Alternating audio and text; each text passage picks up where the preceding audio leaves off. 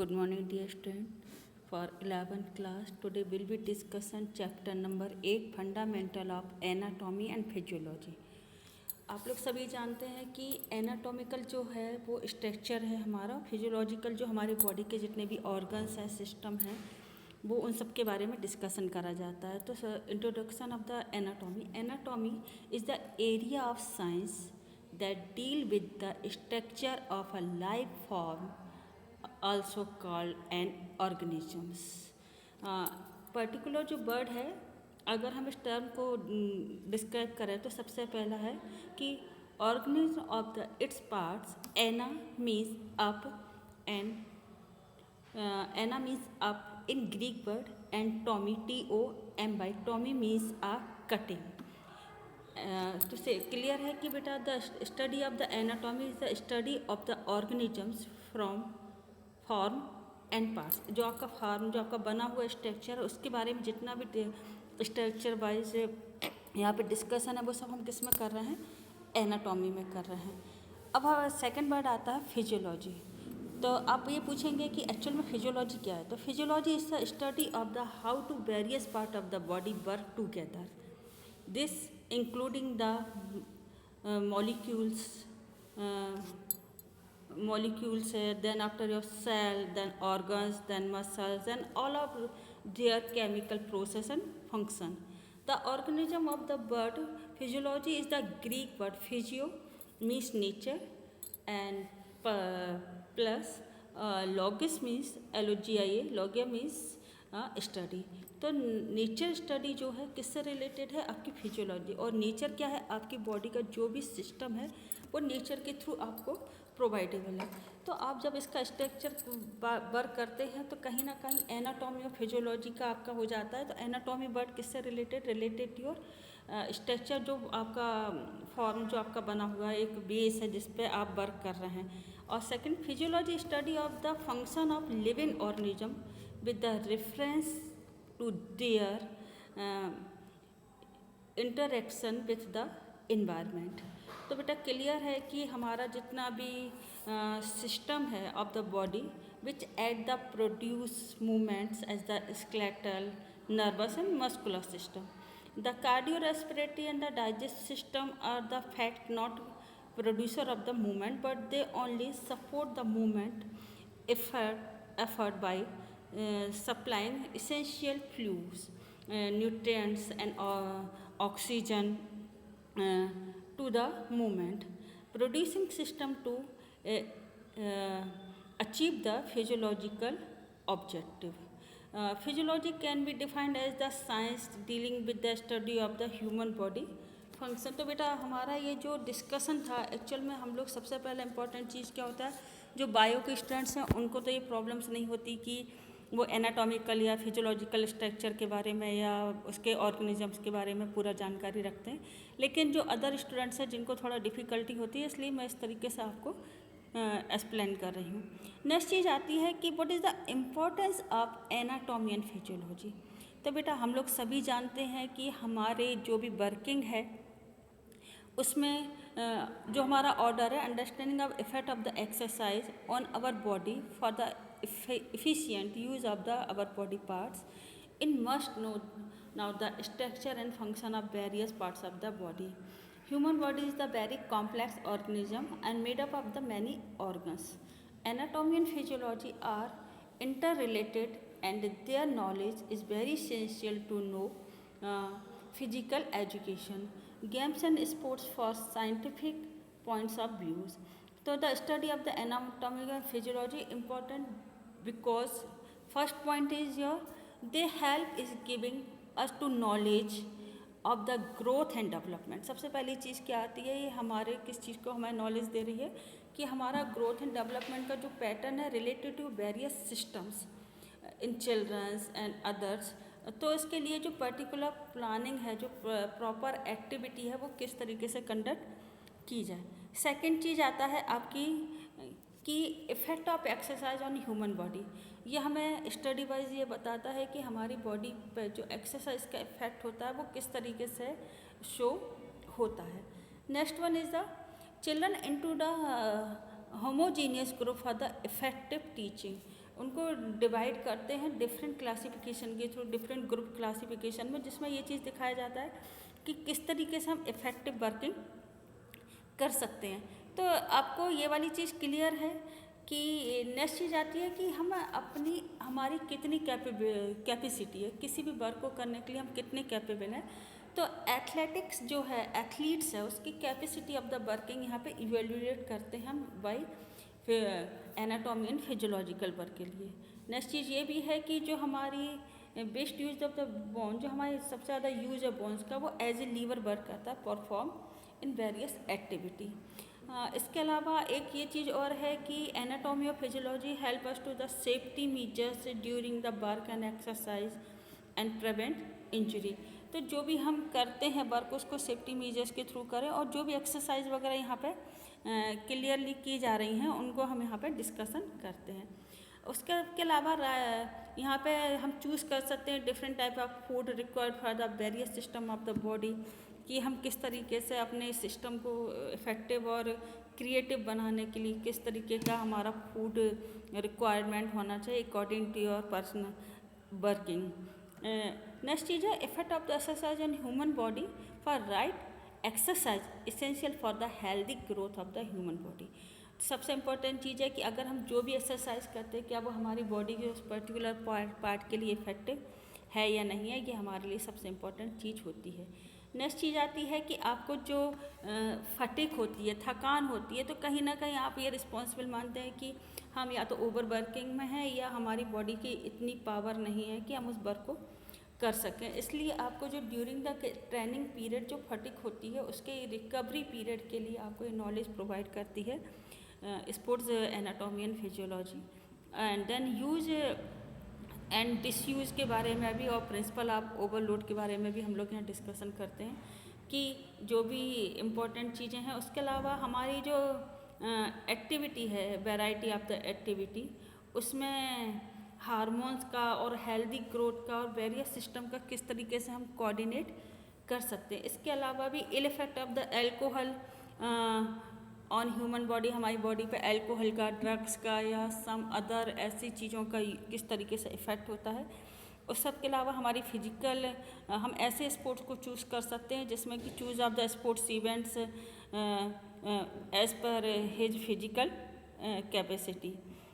N other ये है कि हमारी जो providing information of the positive and negative aspect of the players body structure, इसके बारे में हम लोग डिस्कशन करते हैं। लगातार यही बात कहते हैं कि हमारा बॉडी का जो स्ट्रक्चर है, हमारी बॉडी का जो सिस्टम है, वो हमारे साथ किस तरीके से, हमारा जो फ्रेमवर्क है, हमारी बॉडी का जो स्ट्रक्चर है, एक्चुअल में वो हमारी एक फ्रेम है जिसके ऊपर हमारी बॉडी का पूरा मस्कुलर और डिफरेंट ऑर्गन्स के साथ हम लोग एक पूरे स्ट्रक्चर के, पूरे ह्यूमन के स्ट्रक्चर के बारे में नॉलेज लेते हैं। तो सबसे इम्पोर्टेंट चीज़ क्या है कि जब कभी भी आप किसी चीज़ के बारे में स्टडी करते हैं तो उसके बारे में कंटिन्यू डिस्कशन के साथ स्टडी करना चाहिए।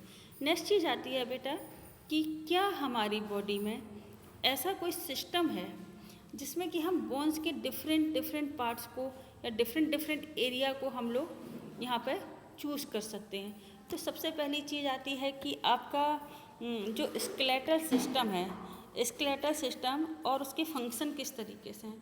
तो बेटा जो स्केलेटल सिस्टम है, ये हमारी बॉडी में, आपको तो ये तो पता ही है कि 206 बोन्स होती हैं, जो कि 8 form of the cavity and forces from the product some structure like heart, lungs, brain, spinal cord and eyes etcetera.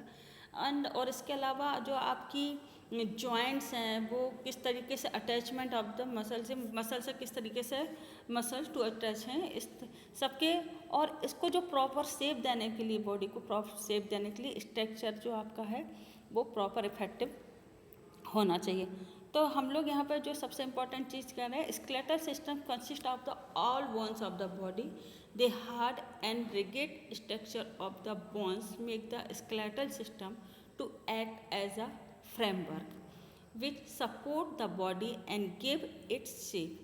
This system protects many important internal organ, जो मैंने अभी आपसे डिस्कशन कहा, और इसको protect for the brain and ribs caves, जो हमारी brain और हमारी जो रिब्स हैं, केज हैं, उसको प्रोटेक्ट करता है कहीं ना कहीं तो इन सब के अलावा ये सबसे इम्पॉर्टेंट चीज़ है कि हम किसी भी फंक्शन स्ट्रक्चर को हम किस तरीके से डिस्कशन कर सकते हैं। तो अब नेक्स्ट चीज़ आती है कि आपके पास क्लासिफिकेशन ऑफ बोन्स। बेटा आप लोग सब जानते हैं कि skeletal is divided in the 2 parts, axial skeletal and appendicular skeleton. तो जो एक्सल स्केलेटल है हमारा, वो axial is the body consist of the 5 points. हम लोग पहला करेंगे कि स्कुल के अंदर कितनी है, सेरिनियम है एंड फेस एंट्रियस है, जिसमें 28 टोटल बोन्स इंक्लूडिंग है। उसके बाद आपका सेकंड पॉइंट आता है स्टर्न में टोटल नंबर ऑफ बोन्स कितनी है, 1 है। इसके अलावा हम डिस्कशन करते हैं रिब्स में टोटल नंबर ऑफ बोन्स आपके पास कितनी होती हैं, 24। तो क्योंकि ये पेयरिंग में है, अगर आप कहेंगे कि मैम सब ये 12 बोन्स हैं यहाँ रिब्स में, तो बेटा ये पेयर है, आपको इसको टोटल में 24 ही काउंटेबल हैं। नेक्स्ट है आपकी हाइट बोन, जो आपकी क्या है, 1 है। और उसके अलावा वर्टिकल कॉलम है 26 फॉर एडल्ट पर्सन में होती है एंड 7 फॉर चिल्ड्रंस में होती हैं। तो बेटा इतना क्लियर हुआ कि आपकी बोन्स किस तरीके से आपके एक्सल स्केलेटन में यहाँ पे डिवाइड है। नेक्स्ट चीज़ हम अपेंडिकुलर स्केलेटन जो है, अपेंडिकुलर स्केलेटन को 2 पार्ट्स में हम डिवाइड करते हैं, अपर लिम्स और लोअर लिम्स में। अपर लिम्स द 2 क्लेविकल्स एंड 2 स्केपुलास हैं आपके पास हैं, और टोटल नंबर ऑफ बोन्स 64 हैं आपके पास टोटल। लोअर लिम्स में अगर हम बात करें, 2 हिप्स आर द आपकी बोन्स हैं जो स्कर्म कहलाती हैं, उसमें टोटल नंबर ऑफ बोन्स आपकी 62 हैं। तो अब यहाँ पर आपकी जो बात हो रही है, वो है कि आपकी अब बोन टाइप्स ऑफ बोन्स कैसी होंगी। तो क्लासिफिकेशन ऑफ बोन्स में हम लोग डिस्कशन करेंगे long bone, short bone, flat bone, sesamoid bones, irregular and structural bones. तो अब आपके पास सबसे पहली चीज़ आती है what is the long bone. तो बेटा जो लॉन्ग बोन्स हैं आपके पास, वो कहीं ना कहीं आपकी इस चीज़ पर डिपेंड करती हैं कि आपकी वर्किंग किस तरीके से है। तो आपकी वर्किंग में सबसे इम्पॉर्टेंट चीज़ है कि आपकी यहाँ पर आपको एक यहाँ पर सस्माइड बोन का भी स्ट्रक्चर दिखाई दे रहा है, लेकिन हम लोग जो बात कर रहे हैं सबसे पहला आपकी बात होती है कि आपकी लॉन्ग बोन कैसी होती है। तो ये जो है, these consist of the soft and 2 externals limbs. आपको क्या इसमें 2 आपको जो मिल रहे हैं, जो मिल रही है आपको इसमें 2 सॉफ्ट एंड 2 लिम्स मिल रहे हैं। And as the name suggest the length of the much more than the wide. आपके एग्जाम्पल हम बात करेंगे कि आपकी जो फीमर है, आपका जो ट्यूबुला है और आपका फ्यूबुला है, इसके अलावा आपके जितने भी लॉन्ग बोन है वो related to your thighs and legs में मिलती हैं। आपने मोस्टली देखा होगा कि आपका जो फ्रेम वर्क है वो डिपेंड किस पर करता है कि आपकी लॉन्ग बोन की वर्किंग कैसी होती है कि जब आपको बेस को आपको वाइड अप रेंज देती है और जिसके कारण आपकी वर्किंग इफेक्टिव होती है।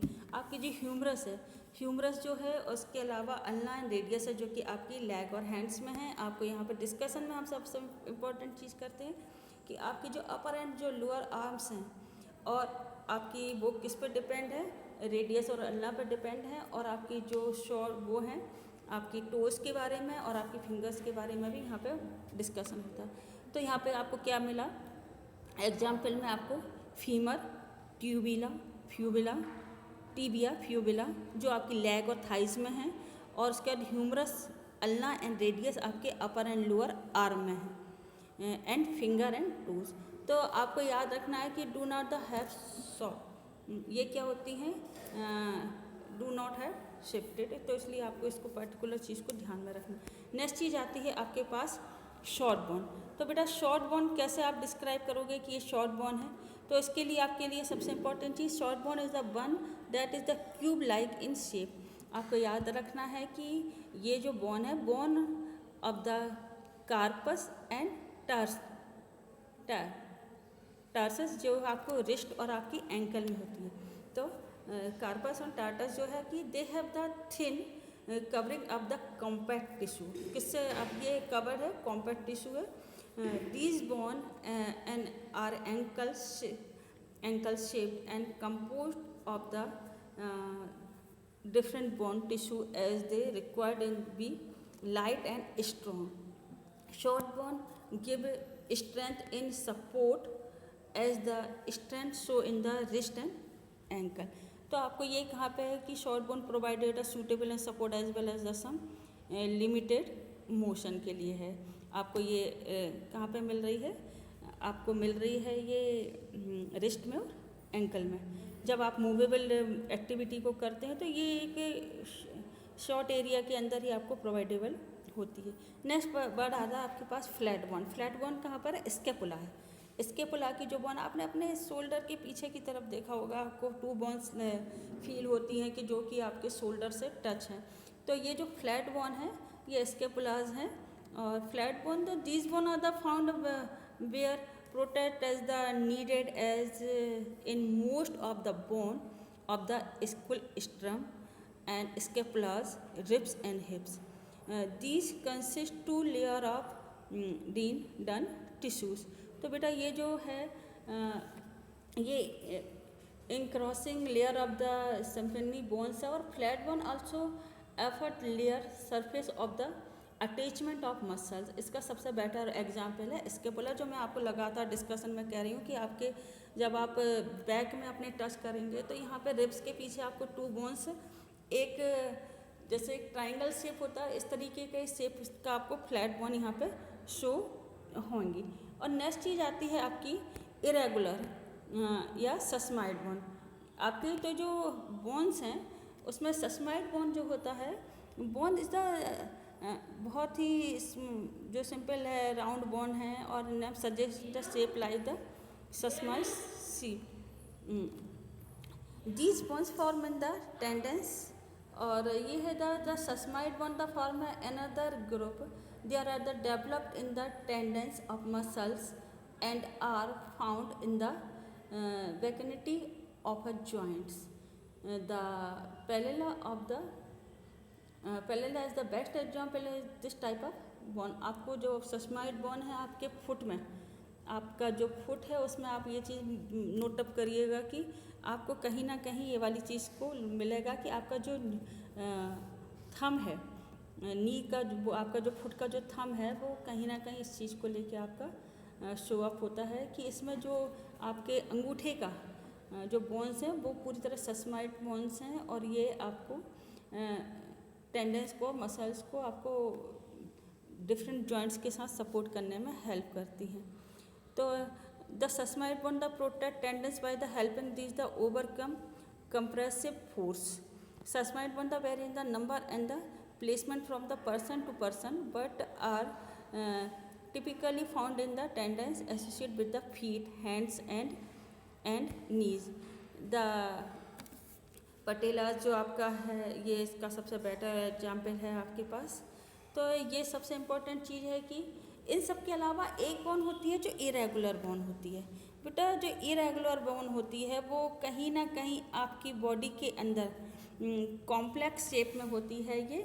और इसमें जो वेरिएशन है वो मतलब आपको फिजिकल लेता है। These bone have the complex shape as a compare to the aforementioned 3 categories. Example of the irregular bone are bones of the spinal column and sub bone of the skull. आपको spinal column है और जो school है उसमें आपको ये वाली irregular bones कहीं ना कहीं डिस्कस होती है। तो बेटा इसका अगर हम ये लोग एक चार्ट में बनाते हैं तो बोन क्लासिफिकेशन को दे रहे हैं और उसमें जो फैक्टर्स हैं वो दे रहे हैं और एग्जाम्पल दे रहे हैं। तो आपके पास यहाँ शॉर्ट बोन का क्यूब लाइक है, शेप है, approximately equal in the length bite and thickness में है।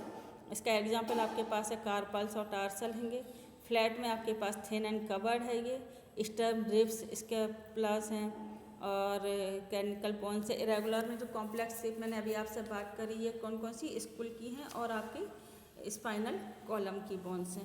तो बेटा आज जो डिस्कशन है उसमें आपके यहाँ पे सस्माइड बोन का एक एग्जाम्पल भी मैंने यहाँ पे दे रखा है कि आपकी ये वाली जो बोन होती है वो किस तरीके का आपको स्ट्रक्चर यहाँ पे शो हो रहा है। तो बेटा जो डिस्कशन है ये आपके पास एक बहुत वाइड रेंज नहीं है। फिजिकल एजुकेशन आपको इस तरीके का प्रोवाइड करता है कि आप अपनी वर्किंग को, आप अपने कंटिन्यूस सिस्टम को किस तरीके से जान सकते हैं, किस तरीके से उनकी वर्किंग को कर सकते हैं। तो जो आपने यहाँ पे डिस्कशन करा उन सब के अलावा आपको कुछ ऐसी चीज़ें हैं जो जानना होगा कि जैसे bone it is the strong and durable types of the connective tissue which consist of, इसमें total number of percentage of water कितना होता है। तो हम लोग जो बात कर रहे हैं आपके पास कि टोटल परसेंटेज ऑफ वाटर आपके पास इसमें कितना होना चाहिए। तो टोटल परसेंटेज ऑफ वाटर है 25%, और ऑर्गेनिक कॉन्स्टिट्यूएंट से आपके पास 25% लॉस्टिएट है, और जो carbon consist part of the matrix and bone cell से थ्रू बना हुआ है, और इनऑर्गेनिक कंस्टेंटमेंट जो है वो 50% है आपके पास। तो टोटल आपके पास 25% वाटर है, 25% ऑर्गेनिक कंस्टेंट है, और इनऑर्गेनिक कंस्टेंटमेंट जो है आपके पास टोटल 50% है। तो बेटा यहाँ पे क्लासिफिकेशन ऑफ बोन्स दिया जा रहा है, bone and the classified according to their shape. यहाँ पे आपको लॉन्ग बोन भी है, शॉर्ट बोन भी है आपके पास, इरेगुलर भी है, सस्माइड बोन भी है। देखिए आपके पास पूरा यहाँ पे फॉर्म स्ट्रक्चर यहाँ पे आपको प्रोवाइड किया जा रहा है। जैसे लॉन्ग बोन है, सस्माइड बोन आपकी बॉडी के कौन से पार्ट में कौन सी टाइप की फ्लैट बोन है, और स्टर्म है यहाँ पर आपके। इसके अलावा इरेगुलर बोन का भी यहाँ पर आपको दिया जा रहा है कि इरेगुलर बोन किस तरह, और शॉर्ट बोन आपके हैंड्स और लेग में किस तरीके से यहाँ पे शो ऑफ हो रही हैं। तो बेटा इतना आपको क्लियर हो गया होगा। आई होप इस पूरे टॉपिक को डिस्कशन करने के बाद अब हम लोग जान सकते हैं कि एनाटॉमी एंड फिजियोलॉजी क्या है, और इसके अलावा कितने टाइप की बोन है, short bone, long bone, sesamoid bone, और क्लासिफिकेशन ऑफ बोन्स मैंने जो आपको लगातार अभी डिस्कशन में हम लोग करते आ रहे थे। उससे पहले स्ट्रक्चर के बारे में हम लोगों ने डिस्कशन करा है, और सबसे इम्पॉर्टेंट चीज़ क्या है कि हम हर बोन के बारे में वो डिस्कशन कर रहे हैं जिससे कि हमें बोन का टोटल डिस्कशन हो सके। बेटा नेक्स्ट जो टॉपिक हम लोग डिस्कशन करेंगे नेक्स्ट वीडियो में, वो टाइप्स ऑफ द जॉइंट्स हैं, जिसमें हिंज जॉइंट्स हैं, पिवट जॉइंट है, साइनोवियल जॉइंट्स हैं, एंड अपेंडिकुलर। इस तरीके के आपको जॉइंट्स के बारे में डिस्कशन होगा। I hope you like my video, and please like and subscribe a video. Thank you, and all student please आपकी जो अटेंडेंस है उसको ज़रूर मार्क करिए। जितने भी 6 और 8 स्टूडेंट्स हैं प्लीज़, जिनके नाम मेरे पास है, और अगर वो इसमें इंक्लूड नहीं हो पाए तो वो लोग भी अपने नाम इंक्लूड करा दीजिए। Thank you students.